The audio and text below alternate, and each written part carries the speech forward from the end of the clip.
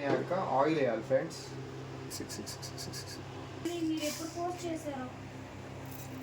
జీలకర్ర వేసుకోవాలి ఫ్రెండ్స్. జీలకర్ర ఆవాలు వేసుకోవాలి ఫ్రెండ్స్. వంకాయకి కావాల్సిన పదార్థాలు: టమాటో, పుదీనా, ఆనియన్స్ అండ్ పచ్చిమిర్చి అండ్ గ్రీన్ వంకాయ అండ్ కొత్తిమీర ఆల్సో. ఆనియన్ చేయాలి ఫ్రెండ్స్. తాడది కలపాలి. అది బ్రౌన్ కలర్ వచ్చే వాళ్ళకి కలపాలి. పచ్చిమిర్చి వేయాలి ఫ్రెండ్స్ తగినంత. మళ్ళీ అంత ఎక్కువ వేసుకొని కారం అయితే పరిచయం చేయొద్దు మీరు ఇంట్లో. దాన్ని కలపాలి వేగేంతవరకు కలపాలి.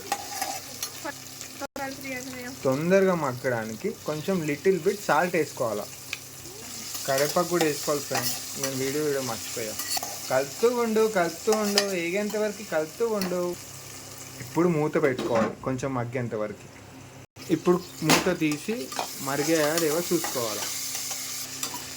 మగ్గాయో చూసుకోవాలి. నెక్స్ట్ వచ్చేసి పుదీనా వేసుకోవాలి ఫ్రెండ్స్. కొంచెం ఎక్కువ వేసుకోవాలా ఫ్లేవర్ రావడానికి. కలుపుతూ ఉండు. స్మెల్ అయితే బాగా వస్తుంది కానీ మరి అయినాక ఏందో పరిస్థితి తెలియదు. వంకాయ ముక్కలు వేసుకోవాలా. చికెన్ ముక్కలు కొంచెం సేపు ఫీల్ అవ్వాలి. చికెన్ ముక్కలు అనుకోవాలి.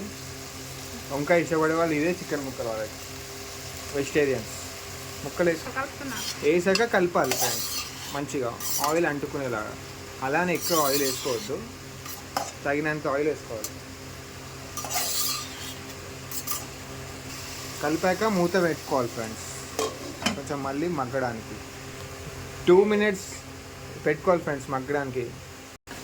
చిన్న వేసుకోవాలి ఫ్రెండ్స్. మూత తీసాము. పసుపు వేసుకోవాలి ఫ్రెండ్స్ చిటికెడంతా, తగినంత మీకు అర్థమయ్యేలాగా. అండ్ అల్లం వెల్లుల్లి పేస్ట్ కూడా వేసుకోవాలి ఫ్రెండ్స్. కలపాలి కలిసేంత వరకు కలపాలి.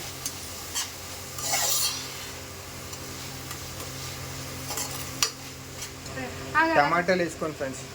టమాటాలు వేయాలి ఫ్రెండ్స్. కలపకుండా మూత పెట్టుకోవాలి. ఒక 5 minutes మూత పెట్టి మగ్గనివ్వాలి ఫ్రెండ్స్.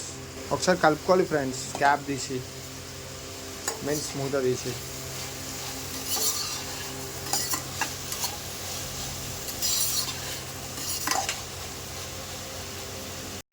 మళ్ళీ మూత పెట్టేసుకోవాలి ఫ్రెండ్స్. ఒకసారి కలుపుకోవాలి ఫ్రెండ్స్. అడుగు అంటకుండా కలుపుకోవాలి ఫ్రెండ్స్.